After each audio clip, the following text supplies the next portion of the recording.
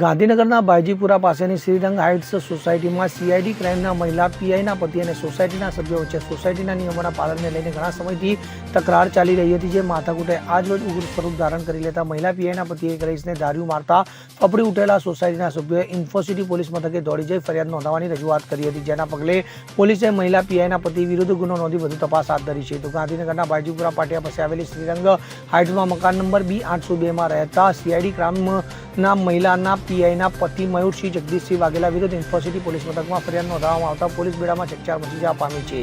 તો છેલ્લા ઘણા વખતથી મયુરસિંહ વાઘેલા સોસાયટીના નિયમોનું પાલન નહીં કરતા હોવાથી સોસાયટીના રહીશો સાથે નાની મોટી માથાકૂટ થતી રહેતી હતી. તો ગયા મહિને પણ મયુરસિંહે બેફામ ગતિએ ગાડી સોસાયટીના ગેટમાં ઘુસાડી દઈ સોસાયટીના રહીશો સાથે ઉગ્ર બોલાચાલી કરી હતી, જેના પગલે સોસાયટીના રહીશો એ વખતે ઇન્ફોસિટી પોલીસ મથકે દોડી જઈ ફરિયાદ કરી હતી. ત્યારે ગત તારીખ 28 સપ્ટેમ્બરના રોજ પણ મયુરસિંહે ગાડી પૂરપાટ ઝડપે સોસાયટીના ગેટમાં ઘુસાડી દીધી હતી, જેના કારણે સોસાયટીના ગેટને નુકસાન થયું હતું. જે બાદમાં મયુરસિંહે સોસાયટીના રહીશો સાથે માથાકૂટ કરી અંકિત નીતિનભાઈ પટેલ ઉપર ધાર્યા વડે જીવલેણ હુમલો કર્યો હતો, જેના કારણે સોસાયટીના રહીશોમાં ફફડાટ સાથે ભયનો માહોલ છવાઈ જવા પામ્યો હતો. તો આ હુમલામાં ગંભીર રીતે ઇજાગ્રસ્ત અંકિત પટેલને તાત્કાલિક સારવાર અર્થે સિવિલ હોસ્પિટલમાં લઈ જવાતા, જ્યાં તેઓના ખભાના ભાગે 5 લેવા પડ્યા હતા. તો બીજી તરફ ફફડી ઉઠેલા સોસાયટીના રહીશોએ ઇન્ફોસિટી પોલીસ મથકે દોડી જઈ મહેશસિંહ વિરુદ્ધ ગુનો દાખલ કરવાની રજૂઆત કરી હતી, જેના પગલે ઇન્ફોસિટી પોલીસ અંકિત પટેલની ફરિયાદના આધારે મયુરસિંહ વાઘેલા વિરુદ્ધ BNS કલમ 115(2), 118(1), 352, 351(2), 324(4) તેમજ GP એક્ટ 135 મુજબ ગુનો નોંધી સોસાયટીમાં ચુસ્ત પોલીસ બંદોબસ્ત પણ ગોઠવી દેવામાં આવ્યો છે.